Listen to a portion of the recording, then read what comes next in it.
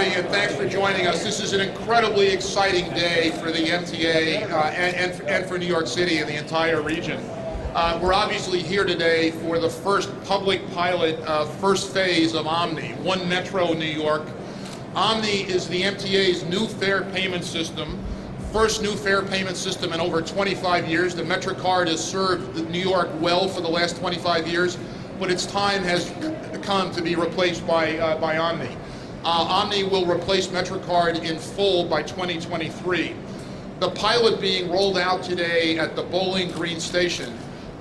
Bowling Green is one of 16 stations between Grand Central to Atlantic Barclay, 16 stations on the Lexington Avenue line where OMNY is going to be piloted. It's also going to be piloted on all Staten Island buses beginning today.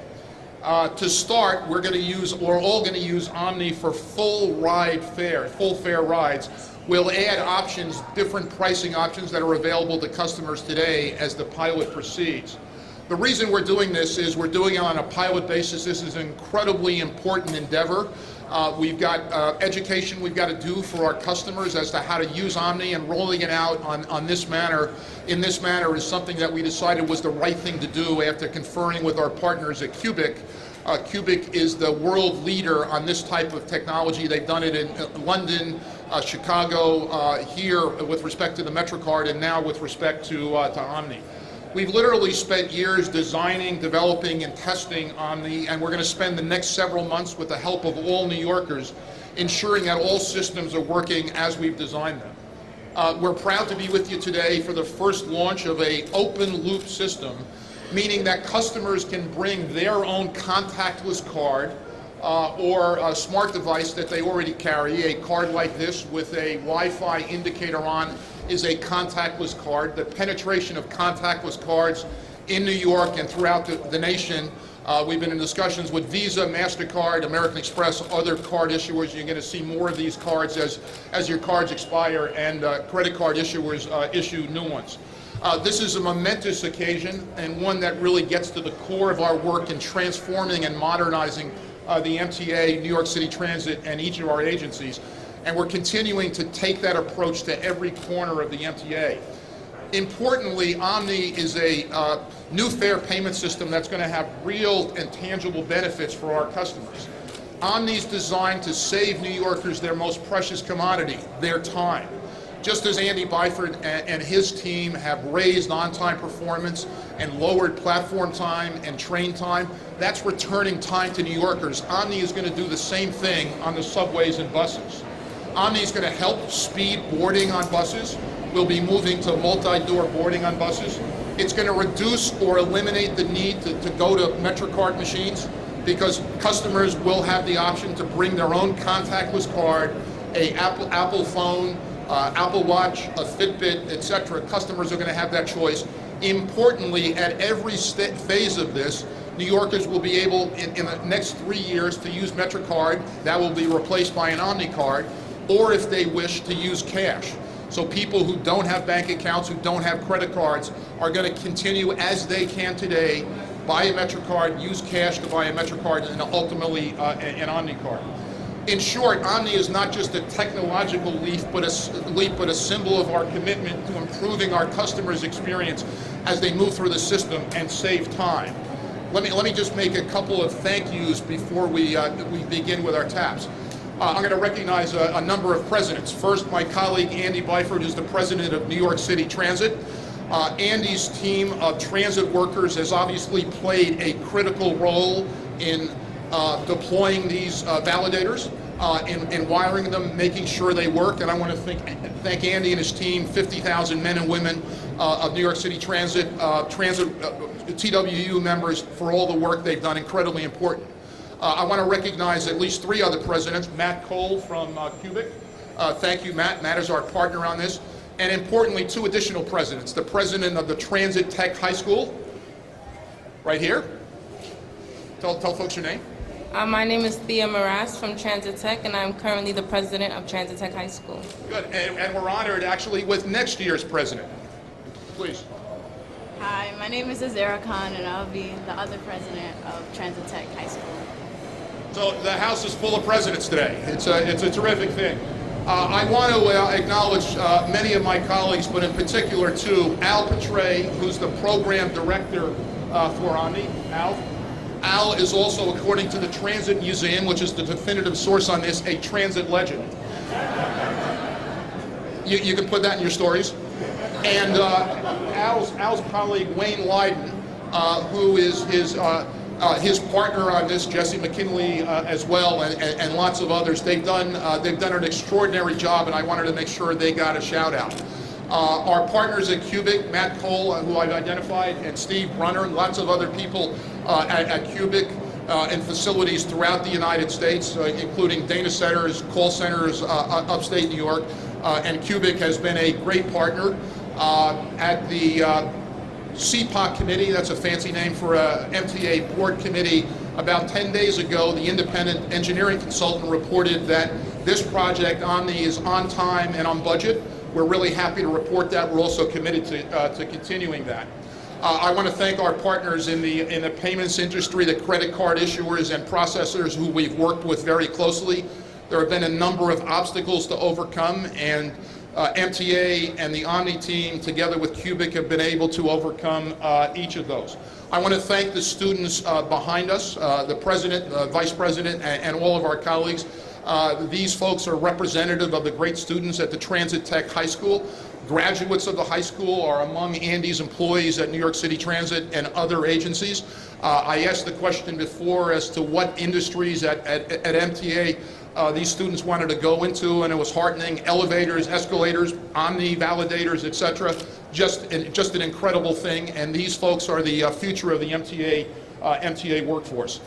To be clear, today is the beginning. This is phase one. It's an incredibly important time.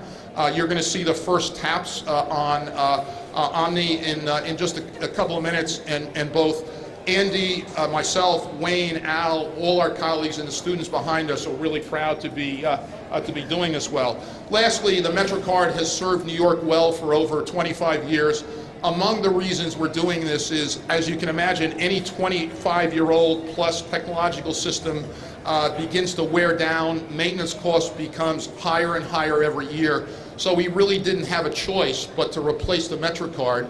The MTA did a competitive RFP. Companies from all over the world responded. Cubic was determined by an independent partial committee that reviewed the bids, the firm that would be chosen. We're happy with that choice, and Cubic has really risen to the occasion. And with that, I think it's time to tap, Andy. Sounds good to me. Good.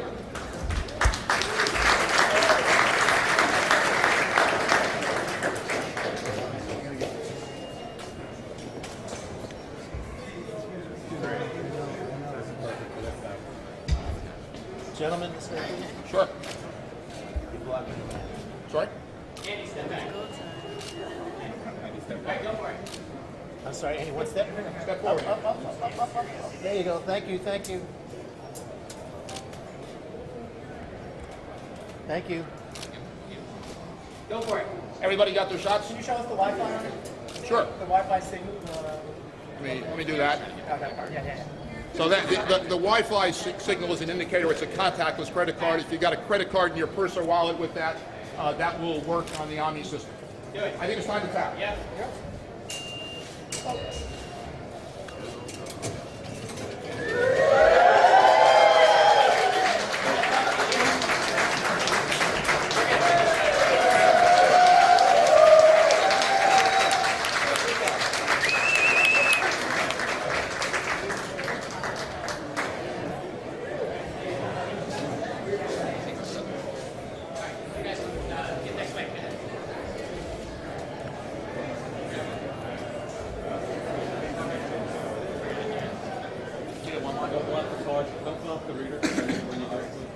Go, sir.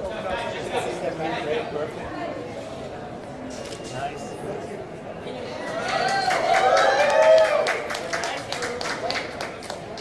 Go ahead, go. Can you show us? Wait, sir. Step out, help in a square way so that we can see you do it. So when you step out, Go. still face us. Listen, guys, we got a program. Just have to go. We'll show you again. Chief Customer, Sarah Lyon.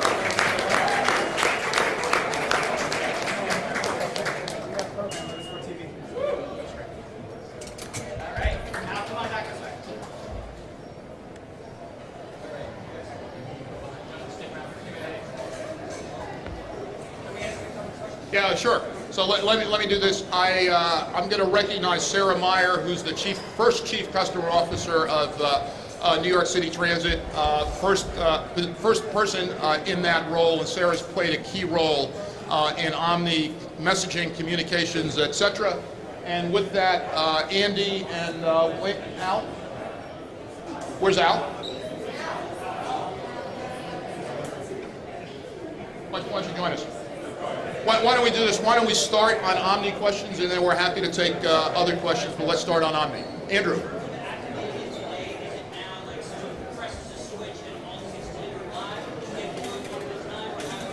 Al.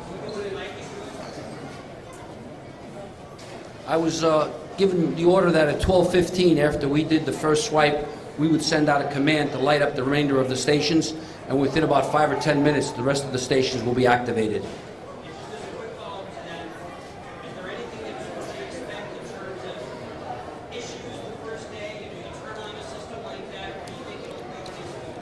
I'm very confident for the most part. It'll be very smooth.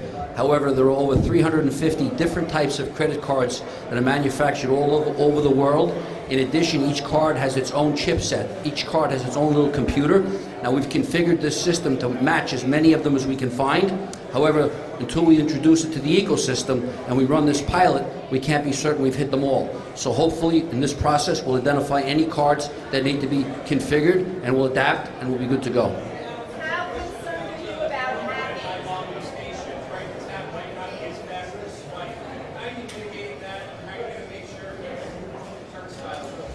So these turnstiles meet or exceed the specification that the original Metrocard was built to, which is 30 people per minute, and it takes 500 milliseconds on average to conduct a swipe or a tap. The turnstiles that we have in place today have been around for a long time, and I'm sure you've misswiped, and sometimes maybe more than once. That's eliminated with this technology, so the throughput is actually better, and on the bus it's a lot faster.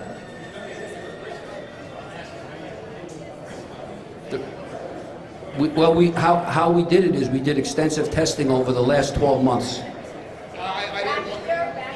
Dan, I'd add one other thing. The contract with Cubic has got performance specifications, including throughput processing.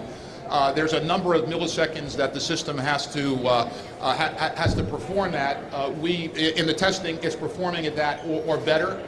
We've anticipated these issues, and we think this will increase throughput on both subways and buses. How do you feel about your concerns or your protection against hacking in the system? Yeah, so that's a great question. A couple of things. One is all data is going to be encrypted from the point at which, first of all, no one has to set up an account, right?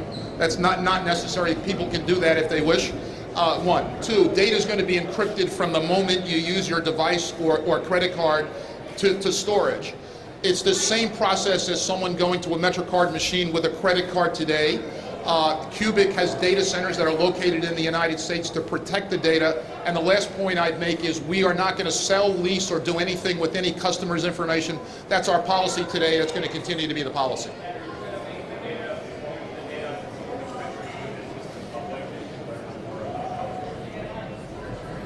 Yeah, look, Clayton, we've been reporting to the board. We reported to the board at the CPOC committee about 10 days ago about how the system's been performing, and we'll be reporting to the board going forward, both in the pilot phase and once we have full implementation. Question for you. Yeah, please. We've seen systems like this work in London and why do you think it's important to have this technology? Well, quite simply, it's the quickest, easiest way to pay. Not only is it really easy to go through the turnstiles or to go on a bus, but as the chair said earlier, the good news is you don't even have to line up to top the card up. What we will be offering is an auto top-up facility so that you need never reload your balance. That was certainly the experience elsewhere.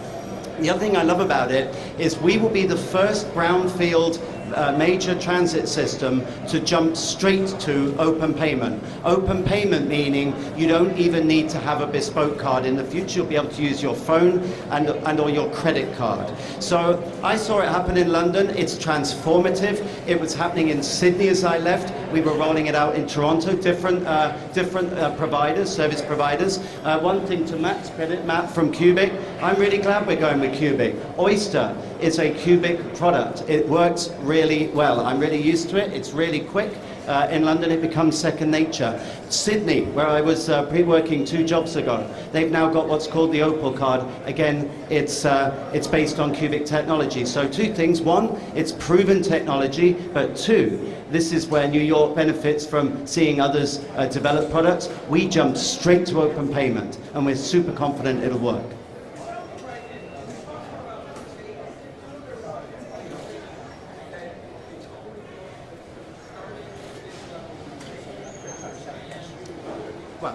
What I would say is that's the norm. That's the way it's been done elsewhere. That was certainly the case in Toronto when I was CEO of the TTC. The best way to do this, learned through many other transits experiences, is not to go all out with absolutely everything all at once, but to progressively, relentlessly introduce new products. So, you know, we're a learning organization. We've seen what happened elsewhere. We've seen what worked elsewhere, and we intend to get this 100% right. Yeah, sure. Omni will be rolled out to subways and buses throughout the system, all the subways and buses, by the 4th quarter of next year.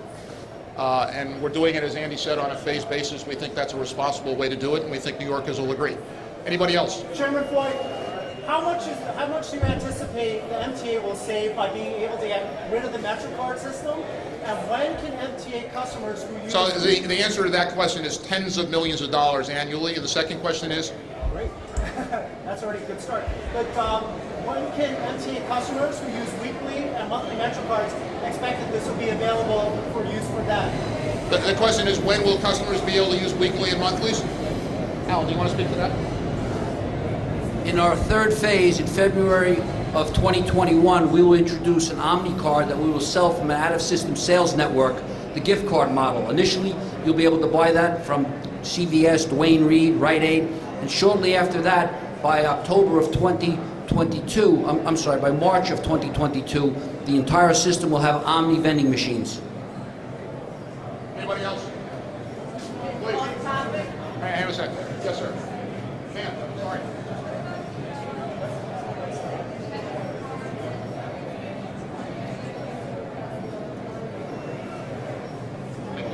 So this is an account-based system, and when we introduce those products, as I mentioned, starting in 2021, you'll be able to buy them and register your account to purchase that product, and it'll function just as it does today. You'll just get charged for 7 days and or 30 days, depending upon which you choose. And you can use your credit card, your debit card, your phone, your wearable, your Omni card. You'll also be able to do it on a virtual ticket on an app we'll be developing and deploying as well. Anybody else? off topic, off topic. Yeah, folks, finish with on, please.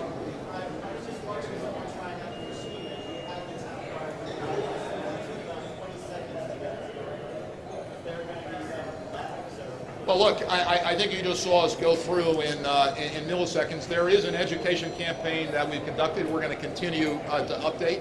Look, there are people who have to do, including me, who have to do multiple swipes with their Metrocards. I'm in need of education. We're prepared for that education campaign. We've rolled it out already, and we'll be continuing and increasing it going forward. Anybody else on Omni before we go to off topic? Yeah.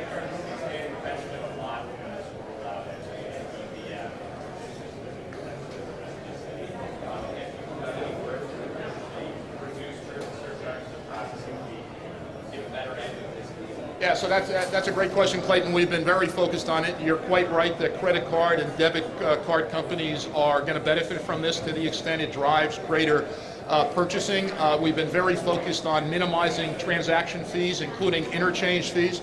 And I think it's fair to say that given the level of spend we expect our customers are going to do on Metrocard, that we've gotten a world-class deal from a cost point of view. Anybody else on Omni? All right, off topic. It was actually 14th Street where it happened. So this was an F train this morning around 09:30. Some mindless idiots set off a large firecracker on a train in the rear car of the F train. That happened at 14th Street, but we got the police to the train at 23rd Street. So not surprisingly, that caused a lot of consternation amongst riders who exited the train pretty sharpish. They didn't know what it was. Our crews didn't know what it was. There was a very loud bang and some smoke. So people ran off from the train. We have established it was a very large firecracker. We have PD, New York Police Department, all over it.